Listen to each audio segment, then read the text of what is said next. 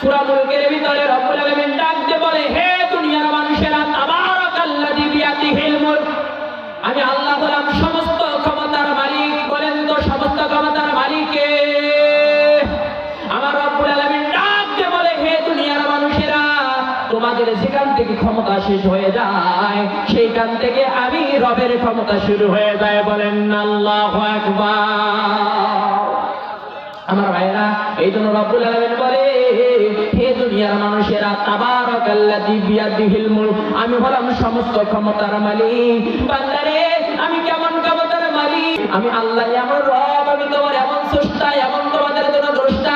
আমি রব্বুল আলামিন মাতৃগর্ভ থেকে আমি জীবিত বাহির করতে পারি, মরাও বাহির করতে পারি। আমি রব্বুল আলামিন এমন রব, আমি আবার প্রতিবন্ধী মানুষের গর্ভ থেকে সচল মানুষও বাহির করতে পারি। বলেন আল্লাহু আকবার। রব্বুল আলামিন বলে, বান্দারে, শুধুমাত্র তাই নয়, আমি মৃত্যুকে জীবিত করতে পারি, আবার জীবিতকে মৃত্যু করতে পারি।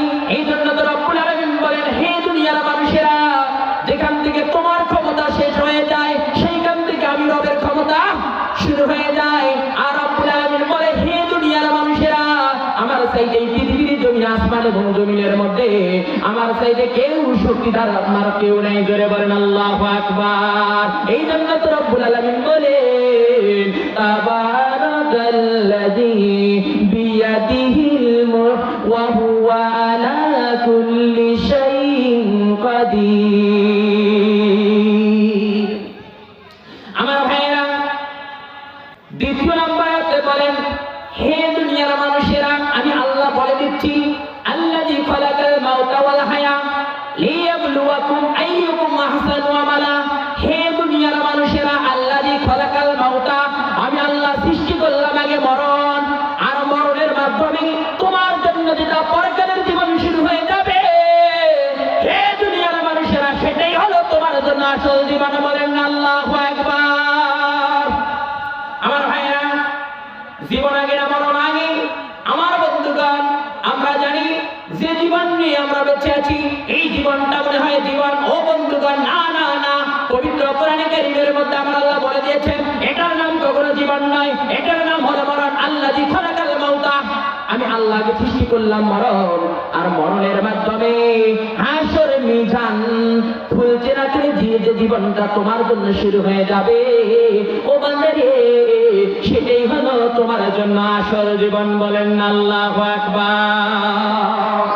আমার ভাইয়েরা, এই পরকালীন জীবনটাকে সফল করার জন্য, এই পরকালীন জীবনকে সফলতা করার জন্য, এই পরকালের জীবনকে জান্নাতি জীবন করার জন্য, এই পরকালীন জীবনটাকে সুখময় করার জন্য আজকে এই সোনার যুবকরা এই মাহফিলের ব্যবস্থা করেছে। কথা বলেন ঠিক না বেটি?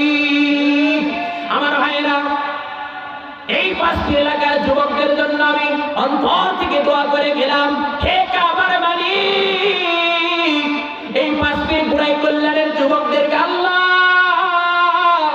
তুমি কোরআনের জন্য কবুল করে নাও। ও কাবার মালিক, শুধুমাত্র তাই নয়, এই 5টি বুড়াই কল্যাণের যুবকদের জন্য আল্লাহ আমি দোয়া করে দিলাম, মালিক রে, এই যুবকদেরকে আপনি আব্দুল্লাহ ইবনে মাসউদের মতন কবুল করে নেন। ও রব্বুল আলামিন, এই যুবকরা এত খাটাখাটনি করার পরে, এত কষ্ট করে, ও রব্বুল আলামিন, শুধুমাত্র তোমার বান্দা তোমার বান্দীদেরকে কিছু কোরআনের কথা শোনার জন্য ও রব্বুল আলামিন এই বন্ধ ব্যবস্থা করে দিয়েছে। ও কাবার মালিক, এই যুবকদের জন্য আমি একজন যুবক হয়ে দোয়া করে দিলাম, আল্লাহ গো, যিনি কিয়ামতের মাঠটা কায়েম হবে, এই যুবকদের কোনো আমল থাক আর না থাক, ও কাবার মালিক, এই মাহফিলদের উছিলা করে কাবার মালিক রে, ও কাবার মালিক, লাউহে কলমের মালিক, এই মাহফিলদের উছিলা করে আজকের যে যুবক ভাইগুলো এই যে মাহফিলের বন্ধ ব্যবস্থা করে দিল, আল্লাহ তাদেরকে বিনা হিসাবে আপনি মাফ করে দেন। বলেন না আমিন। খারাপ লাগতেছে? আমার ভাইয়েরা, আমার আলোচনাটা ওই রকম ছিল না। আমি বলতেছিলাম কি, এই যে আমরা আল্লাযী খালাকাল মাউতা ওয়াল হায়া, এমন একটা আমরা জীবন পাবো, পরকালের জীবন। আমার ভাইয়েরা, ও ভাইয়েরা, আপনি আমি যে পরকালের জীবনের মধ্যে যাব, জীবনে যাওয়ার পরে আমার ভাইয়েরা, পরকালে যে আমরা চলে যাব, পরকালের প্রথম মঞ্জিল যেটা, সেটার নাম হলো কবর। কথা বলেন ঠিক না বেটি? এ ভাইয়েরা, আপনি যদি পরকালের জীবনের মধ্যে যদি আপনি যদি কবরে যদি আপনি ছাড়া পেয়ে যান, আপনার জন্য হাসর মিজান ফুলসিরাত আপনার জন্য সহজ হয়ে যাবে। বলেন আল্লাহু আকবার। আমার ভাইয়েরা রে, আমার ভাইয়েরা, আপনি যদি কবরে ধরা পড়ে যান, আপনার জন্য অবস্থা খুব খারাপ আছে। আমার ভাইয়েরা, এই জন্য আমি একটা আয়াতে কারিমা বলেছিলাম কি আকিমুস সালাহ ওয়া আতুজ যাকাত ওয়া রাকাউ মা'আর রাকিব। আমার ভাইয়েরা, আজকের যে যুবকগুলো এই মাহফিলের ব্যবস্থা করেছে, যুবকদের জন্য আমি 5টা আমলের কথা বলে যাই। হে যুবক, তোমরা যদি সঠিক সময় নামাজ পড়ো, ও যুবক তোমরা যদি মুখের দাড়ি রাখো, ও যুবক তোমরা যদি টাকনুর উপরে কাপড় পরো, ও যুবক তোমরা যদি সৎ কাজের আদেশ করো আর অসৎ কাজের যদি নিষেধ করো, ও যুবক আল্লাহর কসম করে বলে গেলাম যুবক রে, তোমাদেরকে আব্দুল্লাহ ইবনে মাসউদের সাথে আবার আল্লাহ জান্নাত দিয়া দিবে।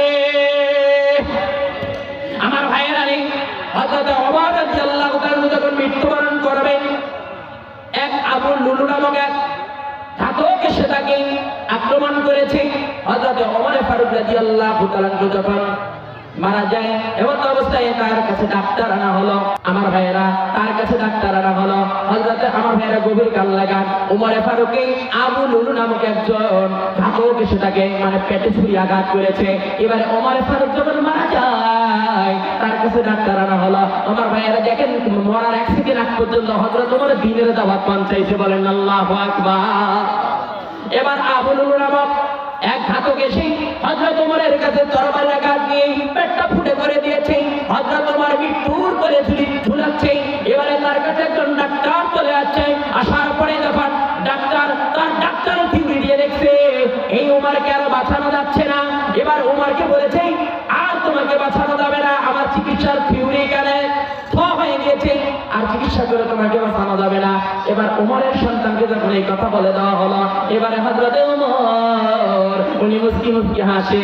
এবারে ডাক্তার বলে আমিরুল মুমিনিন ওমর রে, মানুষ তো কোনো মৃত্যু সন্তায় মানুষ হাসে না, মানুষ তো কাঁদে। হযরত ওমর বলে ডাক্তার রে,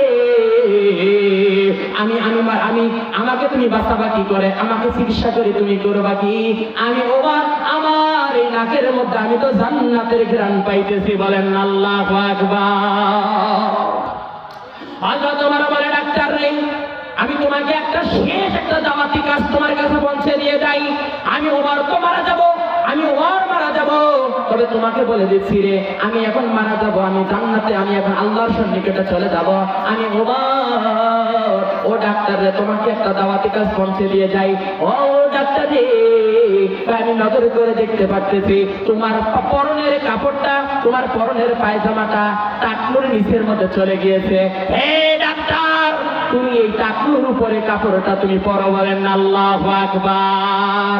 আমার ভাইয়েরা, হযরত ওমর মারা যায়। হযরত ওমরের কাছে যে ডাক্তার চলে আসছিল, ওই ডাক্তারকে পর্যন্ত হযরত ওমর মরণের আগ থেকে আগ পর্যন্ত ওই ডাক্তারকে টাকনুর উপরে কাপড় পরার দাওয়াত পৌঁছিয়ে দিয়েছেন। বলেন আল্লাহু আকবার। আমার ভাইয়েরা, তবে আমি বলতে চাই, হে যুবকেরা, হে উপস্থিত শ্রোতা মণ্ডলীরা, এতটুকু আমি কথা একটা বলে দিতে চাই। আজকে যেমন সোনার যুবকরা দেখেন কত সুন্দর মাহফিলের ব্যবস্থা করেছে, এরকম করে যদি নামাজের পিছনে শ্রম দিত, আল্লাহর কসম এই সোনার বাংলা হয়ে যেত। কথা বলেন ঠিক না বেটি? আমি বলতে চাই, এই সংসদে যদি কোরআনের রাজ কায়েম হয়ে যায়, এই সোনার যুবকরা যে লোকগুলোকে নামাজ পড়বে না, যে লোক মসজিদমুখী হবে না, আমার বিশ্বাস কোরআনের রাজ কায়েম হলে তাদেরকে ধরে ধরে মসজিদমুখী করানো হবে। আর নামাজ না পড়লে পাশার মধ্যে 50টা বাড়ি পিটানি দেওয়া হবে। এই রাজ কায়েম আমার মনটা বলে সংসদে পাশ হবে। কথা বলেন ঠিক না বেটি?